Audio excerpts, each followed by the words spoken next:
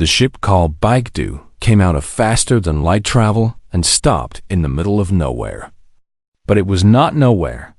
It was the center of everything. Admiral Taiho Kang stood at the front window of his ship and forgot how to breathe. Before him floated a station so big that his mind could not accept it. Nexus Prime, the capital of the Galactic Assembly. It was larger than Earth's moon. Millions of lights covered its surface like stars that had fallen and decided to stay. Around it, thousands of ships moved in careful patterns. Ships of every shape. Ships that looked like insects, like crystals, like things from dreams and nightmares. "Sir," said Lieutenant Hana Cho from her seat. Her voice was small. "There are more than 2 million ships out there." Taiho nodded slowly. Humanity had 17. Dr. Yuna Park walked up beside him. She was the team's expert on alien languages and cultures. She had spent 30 years preparing for this moment. Now that it was here, even she looked afraid. "The assembly has existed for 900,000 years, she said quietly. 4,000 species. They have seen everything. They have done everything. And now they will see us," said Taiho. Captain Minho Ru laughed from the pilot's chair. He was younger than the others, with quick eyes and a quicker smile. 17 ships and a good attitude. What could go wrong? Nobody answered him. The Baekdu moved toward the station. As they got closer, the scale became even more impossible. Docking bays opened like the mouths of giants. Each bay could hold 100 human ships. The assembly guide signal led them to Bay 7749, Sector Low, Level Omega, the lowest level. The place for new species. The place for observers. The place for those who did not matter yet. The human delegation walked through halls, made of materials that had no name in any Earth language. The walls changed color as they passed. The air tasted clean in a way that felt artificial. Aliens moved around them without looking. Some walked.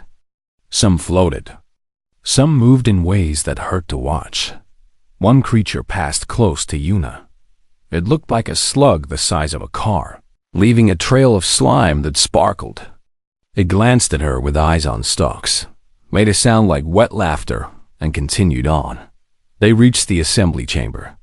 It was round and endless. Seats rose up in circles toward a ceiling lost in shadow. Thousands of aliens filled those seats. At the center stood a platform, and on that platform stood a being made of living crystal. Light moved inside it like trapped lightning. "I am Varath," the crystal being said. Its voice came from everywhere. "Speaker of the Galactic Assembly. Today, we welcome a new species to observation status. The beings from the third planet of an unremarkable yellow star. They call themselves humans." Taiho led his team to the central platform. He stood straight. He had commanded fleets. He had won wars. He had buried friends. He was not afraid of judgment. But then the laughter started. It began somewhere high in the seats. A chittering sound. Then more joined. Different sounds from different throats. Wet sounds. Dry sounds. Clicking and hissing and bubbling. All of it meant the same thing. They were laughing at humanity. Varath raised one crystal limb. The laughter softened but did not stop. The humans are classified as Category 9, the lowest tier. Their technology is primitive. Their understanding of physics is elementary. Their lifespans are... Varath paused. Brief. Most humans live less than 100 of their years. More laughter. Louder now. The slug creature from the hallway spoke. Its name was Driel. They still measure time by how fast their little planet spins. They have only left their own star system twice. They spend most of their history fighting themselves. Driel made that wet laughing sound again. Give them 1,000 years if they survive, and perhaps they will learn to crawl. Yuna's hands became fists at her sides. Hannah's face turned red. Minho's smile disappeared, but Taiho did nothing. He watched. He listened. He learned. These beings were old, powerful beyond measure. They had technologies that humans could not imagine. But Taiho saw something else in them, something they probably could not see in themselves. They were slow, comfortable. They had not faced real danger in so long that they had forgotten what it felt like. Their laughter was the laughter of those who had never truly been afraid. The ceremony ended.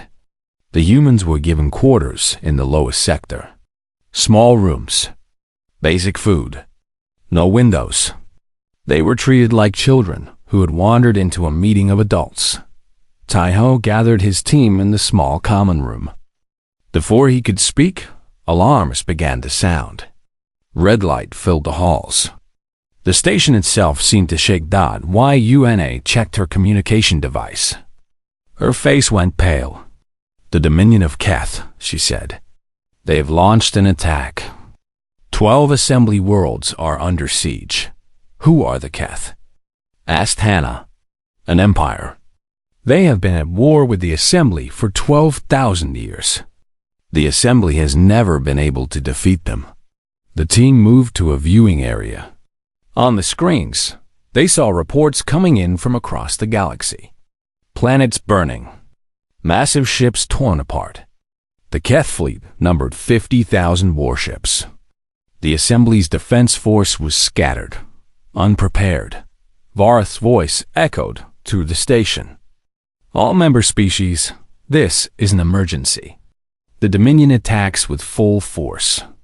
Our projections show total defeat within 72 hours." Silence fell over Nexus Prime. The ancient beings who had laughed at humanity were now silent with fear. Taiho looked at his team. Yuna, Minho, Hana. They looked back at him. They understood without words. He walked to the nearest communication panel and opened a channel to the assembly. "Chamber, this is Admiral Taiho Kang of the Earth United Fleet. We would like to volunteer to fight." For a moment, nothing happened. Then the laughter returned. Louder than before. Cooler than before. Vorith's crystal form flickered. 17 ships? Against 50,000? "Yes," said Tissot. The laughter echoed through the station. But Taiho did not look away. He had seen something these ancient beings had forgotten. Sometimes the small and brief could do what the large and eternal could not. Sometimes those who had everything to lose fought harder than those who had lived too long to care. The galaxy laughed at humanity. It would not laugh for long. Vorath looked at the human admiral like someone looking at an insect that had learned to speak. The crystal being's light flickered with what might have been amusement or pity. "Admiral Kang," Vorath said, "your offer is noted. But your 17 ships would be destroyed before they left the dock. The Keth are not pirates or raiders. They are conquerors. They have crushed civilizations older than your species." Taiho did not argue. He had learned long ago that arguing with those who had already decided was a waste of breath. Instead, he smiled politely. "Then perhaps we could learn from you," he said. "We are new to this galaxy. We would like to study. May we have access to the Assembly's tactical database? Information about the Keth? Their ships, their weapons, their methods?" Vorith's light pulsed. Beside him, the Slugham bastard Drill made a gurgling sound.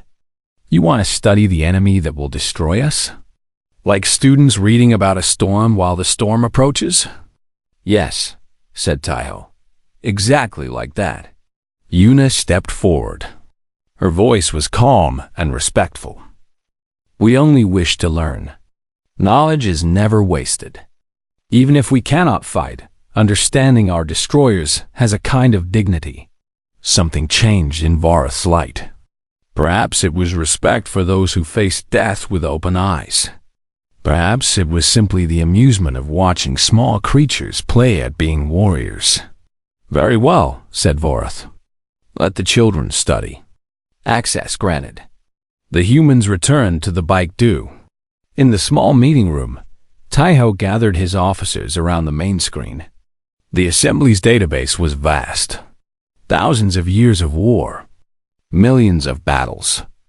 Every detail of the Keth Dominion laid bare. They think we are going to die quietly, said Minho. His usual smile was gone. They gave us this information like giving a toy to a child. Good, said Taiho. Let them think that. Lieutenant Hannah Cho began her work. She was young, barely 30, but her mind worked faster than any computer. She had been born during wartime on Earth. She had grown up studying battles the way other children studied games. War was her language. For 6 hours, she read everything. Ship designs, fleet formations, communication systems, battle records going back 12,000 years. When she finally looked up, her eyes were bright. I found something, she said. Everyone leaned closer. The Keth use quantum-entangled signals for communication. Every ship in their fleet is connected through these signals. They can coordinate perfectly across any distance. That is why they always move as one. That is why they are so hard to beat. And? Asked Yuna. All the signals come from one place. One ship, the throne of Keth. It is their command vessel. Their brain. Hana pointed at the screen. Destroy the throne, and 50,000 ships become 50,000 individuals. No coordination. No orders. Chaos. Minho whistled low. One ship. Just one target. One ship protected by 8,000 warships, said Hana, with shields that can survive a direct hit from a planet-killer weapon. The Assembly has tried to destroy it 11 times in 12,000 years. They failed every time. Silence filled the room. The hope that had flickered died quickly, but Taiho was still smiling. Minho, he said, what if we did not hit the shields? What if we went through them? Minho blinked. Through them? Sir, that is impossible. You cannot. He stopped.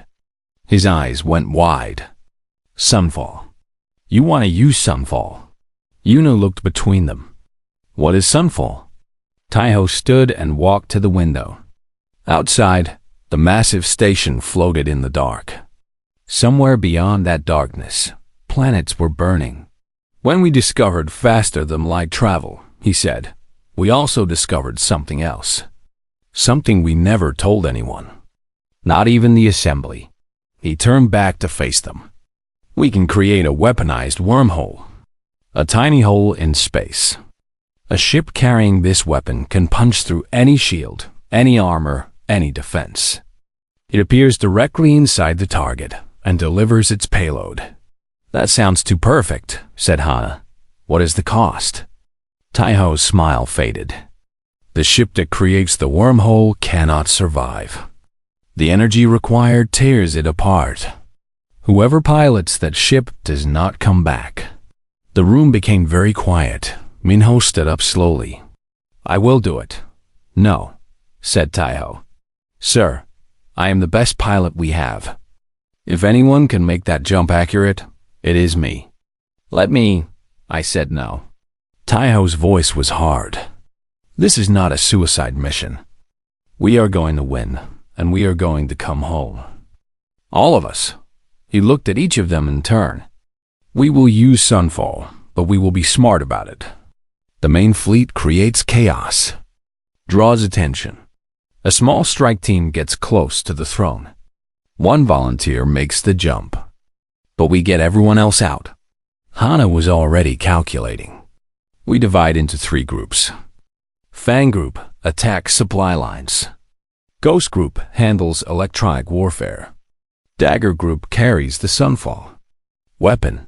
The Keth will see us coming, said Yuna. No, said Hana. They will see. Ghosts. Phantoms. I can make R-17. Ships look like 17,000 on their sensors. They will not know what is real. Theo nodded. Prepare the fleet. We leave in 4 hours. Una went to Varath one more time. The crystal being regarded her with something that might have been curiosity. We formally request permission to engage the Dominion fleet, she said. Varath was silent for a long moment. You are truly serious. You believe you can make a difference. We know we can. Then go, humans. Die with honor if you must. It is more than we expected of you. More than we expected of anyone. Una bowed slightly. Watch closely, speaker. You might learn something. She walked away without looking back. On the Baekdu, Taiho addressed all 17 ships through the communication system. His voice was calm and steady. The galaxy thinks we are nothing. They measured us with their old eyes and saw only what we lack. They did not see what we have.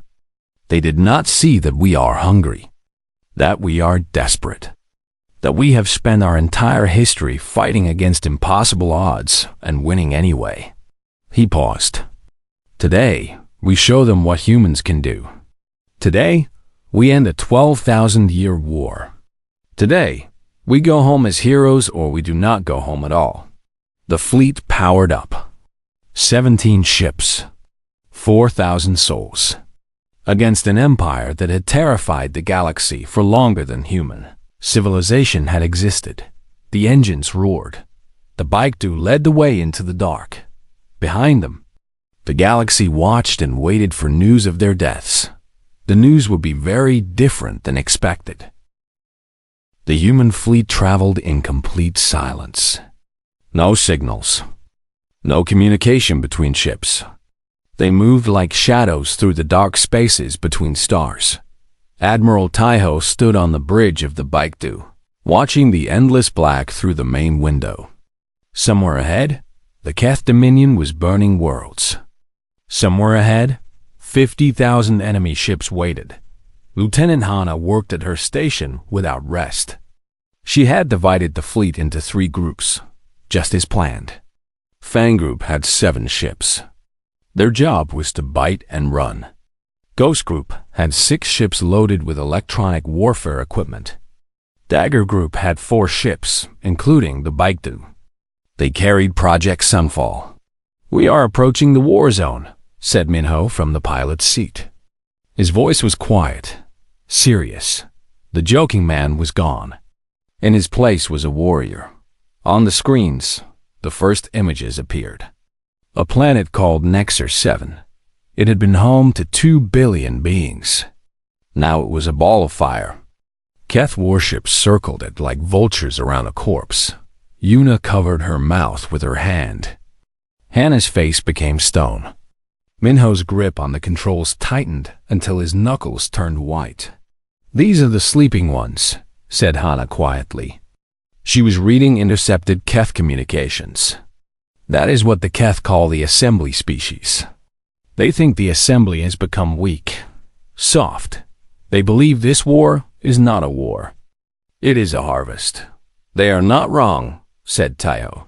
The assembly has been at peace too long. They have forgotten how to fight. How to truly fight. He turned to face his crew. But we have not forgotten. We never had the chance to forget. The fleet split apart. Fang Group moved to the left, toward the enemy supply lines. Ghost Group scattered, preparing their electronic ghosts.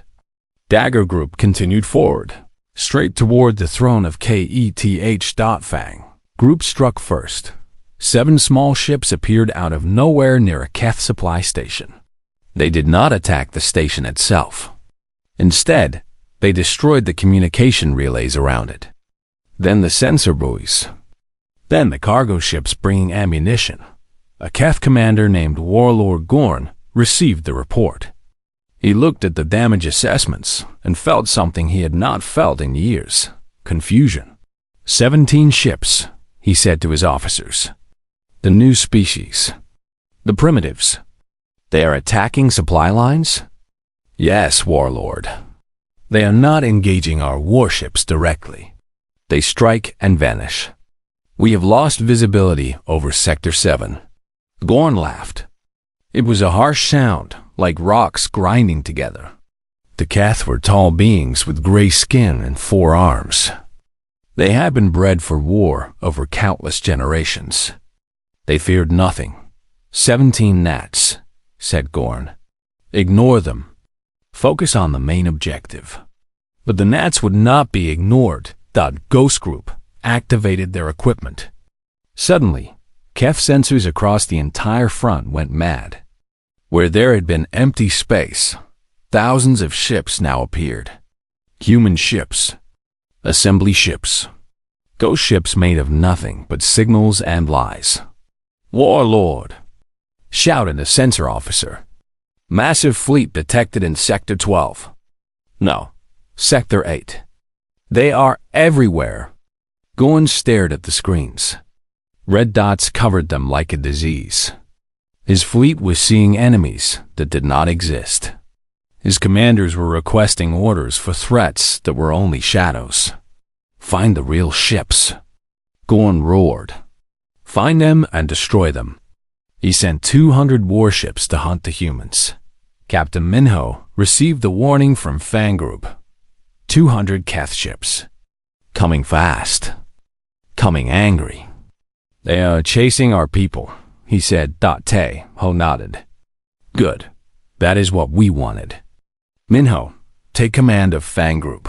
Lead those ships away. Keep them busy. Minho hesitated. Sir, my place is here. With you. With Dagger Group. Your place is where I need you. And I need you to be the best pilot in the fleet. I need you to make 200 Keth ships look like fools. Taiho put a hand on Minho's shoulder. Survive, Captain. That is an order.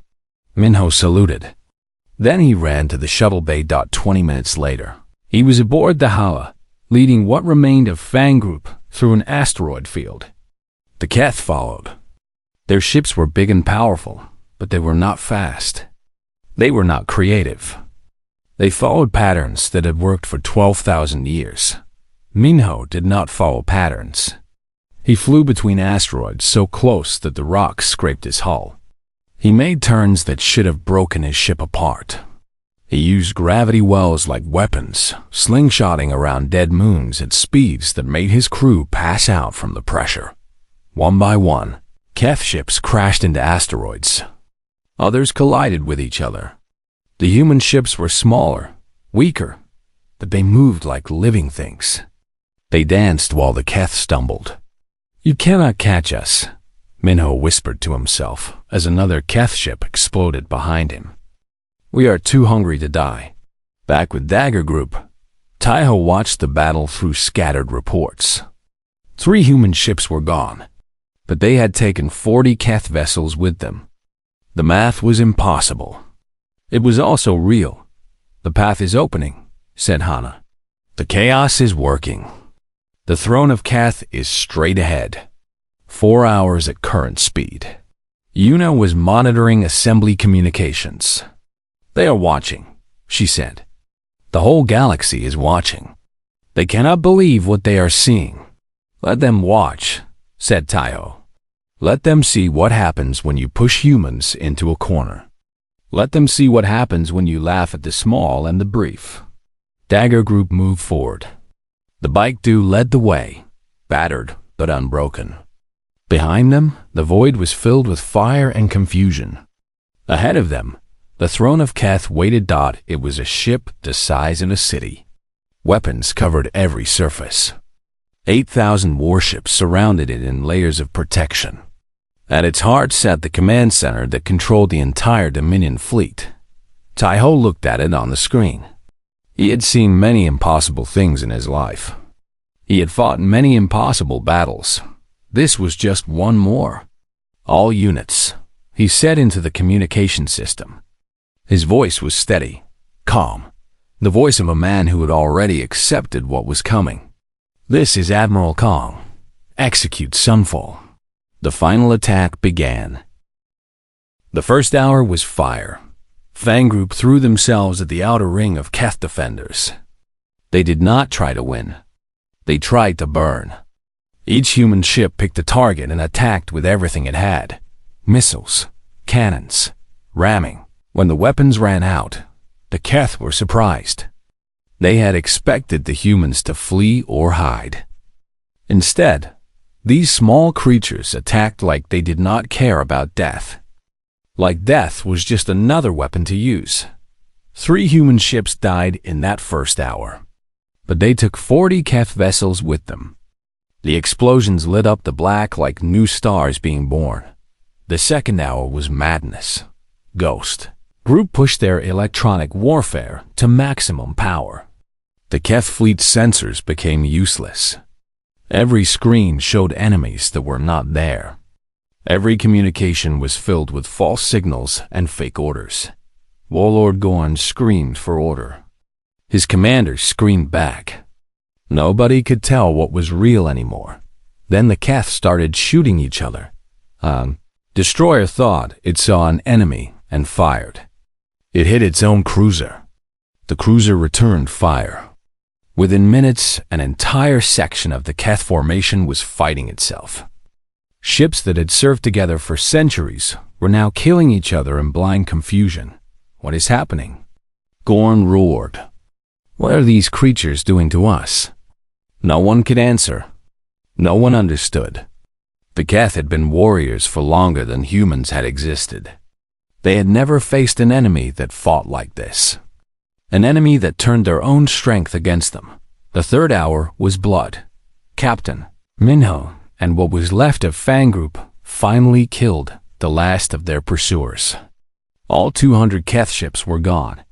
Destroyed or crashed or lost. But the cost was terrible. Only 2 human ships remained from Fang Group. The Hala was barely holding together. Its shields were gone. Its hull was cracked. Half its crew was dead. Minho sat in his chair, bleeding from a cut on his forehead. His hands would not stop shaking, but he was still alive. They were still flying. Sir, said his navigator, we cannot continue. The ship will not survive another fight. Minho looked at the stars through his broken window. Somewhere out there, Admiral Taiho was still pushing toward the throne. The mission was not done. Get the escape pods ready, he said. Evacuate everyone who can walk. What about you, sir? Minho smiled. It was his old smile. The smile of a man who had decided something. Someone has to drive. The crew evacuated. The Hala flew on with only Minho aboard. He aimed it toward the nearest group of Keth defenders. He would give Dagger Group every second he could. The 4th hour was sacrifice. Dagger Group reached the strike position. The throne of Keth filled their screens. It was so big that it blocked out the stars. So powerful that it bent light around itself. So protected that no weapon in the galaxy could touch it. No weapon except one. Lieutenant Hannah finished her calculations. I have the exact position of the command center, she said. The wormhole jump must be accurate within 2 meters. Any less, and the payload will hit the wrong section. The throne will survive. 2 meters, said Yuna. Across a distance of 10,000 kilometers. Through shields and armor. That is impossible. It is possible, said a voice. Everyone turned. A young man stood at the entrance to the bridge. He was barely 25. His name was Jiho Beek. He was the engineer who had designed Project Sunfall. I built this weapon, said Jiho. I know exactly how it works. I know exactly where to aim. Let me fly the Ararung. Let me fly the Ararung. Let me make the jump. Taiho looked at the young man. He saw no fear in those eyes. Only determination. Only the absolute certainty of someone who had found their purpose. You understand what you are asking, said Taiho. It was not a question. I do, sir. The ship that makes the jump cannot survive. I know this. I designed it this way. Jiho stood straighter. My whole life, I wondered what I was for. What I would leave behind. Now I know. I was born to build this weapon, and I was born to use it." The bridge was silent. Yuna wiped tears from her eyes. Hannah looked away. Minho's voice came through the communication system, distant and broken. "Give them hell, Jiho." Taiho walked to the young engineer. He put both hands on Jiho's shoulders. "Korea remembers its sons," he said. "Earth will remember.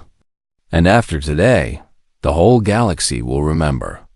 Ensign Jiho Beek, the man who ended the war. Jiho saluted. Then he walked to the shuttle bay. The Baekdu began its final attack. It flew straight toward the throne, drawing fire from every direction. Shields failed. Hull breaches opened. Crew members died at their stations. Dr. Yuna coordinated damage control while reciting old poems under her breath. Words her grandmother had taught her. Words about mountains and rivers and the strength to keep going when everything was lost. Behind the Baekdu, hidden in its shadow, the Ararung moved into position. Jiho sat in the pilot's seat of the small ship. He was alone. The payload was armed. The coordinates were locked. "Admiral," he said into his communicator, "I am ready." Taiho's voice came back, heavy with emotion he tried to hide. "Ensign, thank you. Tell my mother I love her. Tell her I was not afraid." The Ararang activated Project Sunfall. Space itself tore open. A hole appeared in reality. Through it, Jiho could see the inside of the throne of Keth. Metal walls. Flashing lights. Shocked faces of Keth officers who had 1 second to understand what was happening. The Ararang jumped. It appeared inside the command center of the throne of Keth. Inside the shields. Inside the armor. Inside all the defenses that had protected the Dominion for 12,000 years. The antimatter charge detonated. The throne of Keth died. Its quantum communication network collapsed. In one instant, 50,000 Keth ships lost their connection to each other. They lost their orders. They lost their coordination. They became 50,000 separate vessels with no idea what to do. The 5th hour was silence. The Keth fleet stopped moving. Ships drifted. Some collided with each other. Some tried to run. Most simply waited for orders that would never come. Then the assembly forces arrived. They had been coming slowly, cautiously, expecting defeat. Instead, they found chaos. They found an enemy broken and confused. The assembly ships attacked. The Keth could not respond, could not organize, could not fight back. Within an hour, the Dominion fleet was destroyed. Admiral Taiho sat in his command chair. Blood ran down his face from a wound on his head. Around him, his bridge was destroyed. Broken screens. Burned consoles. Bodies of friends he had known for decades.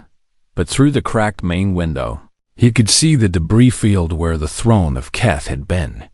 "Ensign Beek," he said softly. "Mission complete." The war that had lasted 12,000 years ended in 5 hours.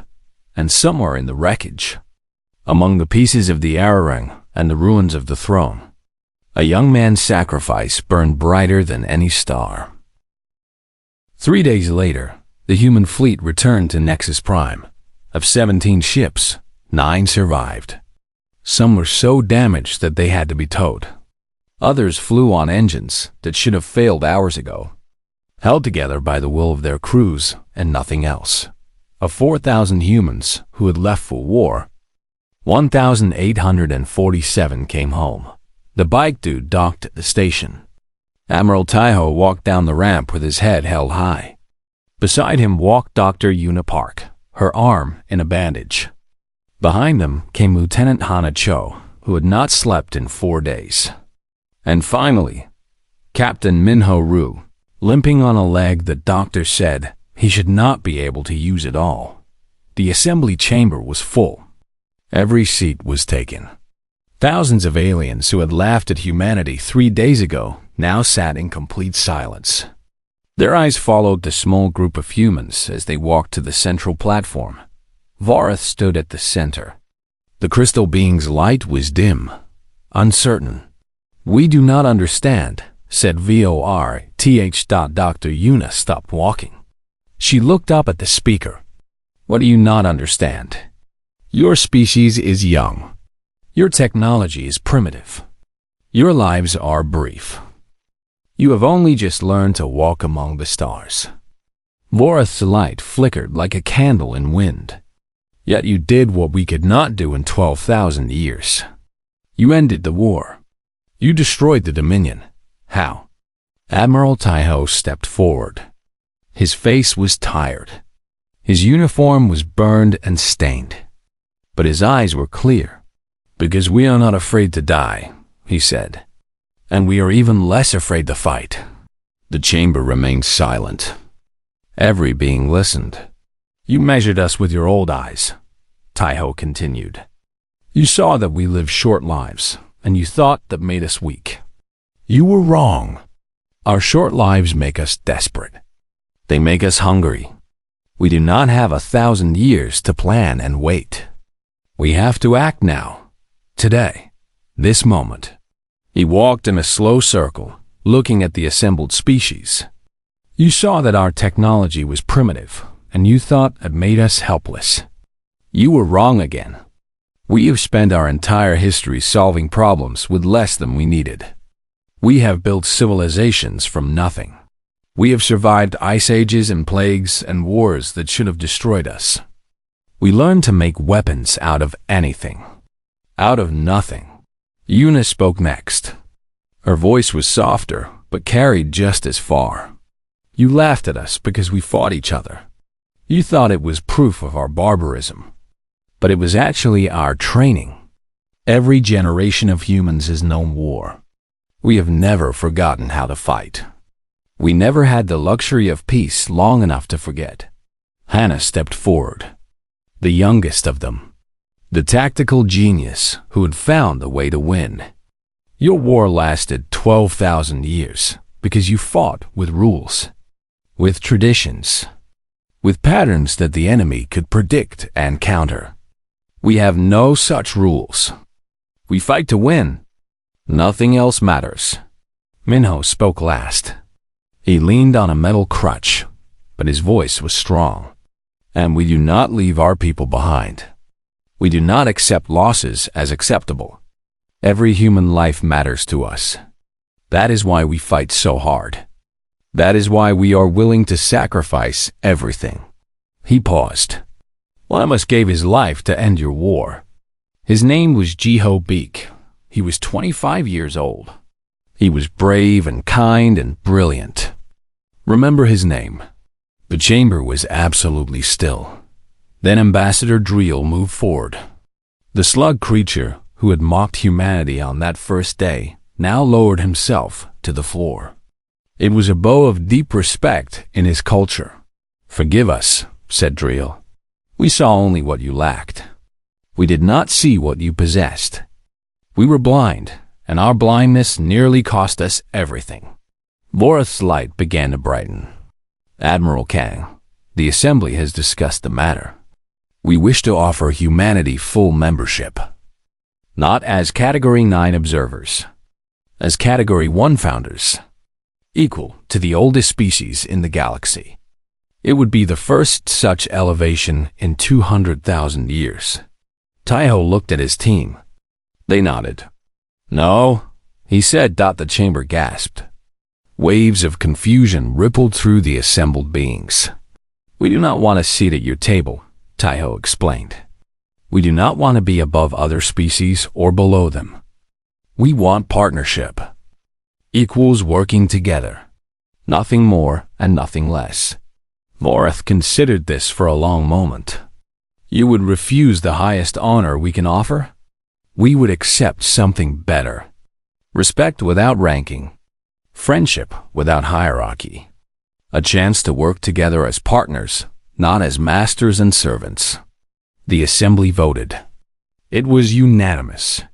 Humanity would be recognized as a sovereign equal. The first species in 200,000 years to earn that status through action rather than age. As the delegation prepared to leave, a small alien approached Lieutenant Hana. It was a child, something like a floating jellyfish with lights inside its body. The child's parent watched nervously, but did not stop it. Are humans always this brave? The child asked. Hana knelt down, so she was at the child's level. She smiled, and the smile was tired but genuine. No, she said honestly. Sometimes we are scared. Sometimes we are selfish. Sometimes we hurt each other and make terrible mistakes. We are not perfect. We have never claimed to be. Then how did you do it? How did you win? Hana thought about Jiho, about the ships that did not come home, about Captain Minho flying alone into certain death, about Admiral Taiho standing firm while the galaxy laughed. When it matters, she said. When our people are threatened, when someone needs help, we become something else. Something more than we usually are. What do you become? Hana stood up. She looked through the chamber windows at the stars beyond. Somewhere out there, Earth was waiting. Home was waiting. Unstoppable, she said. The Baidu departed Nexus Prime as the station's lights glowed behind it. The ship was scarred and broken, but it flew true. 9 ships flew with it. 9 ships that had survived the impossible. Admiral Taiho sat in his command chair. Yuna stood beside him. Hana and Minho were at their stations. Empty seats surrounded them. Seats that would never be filled again. Sir, said Minho. Where to?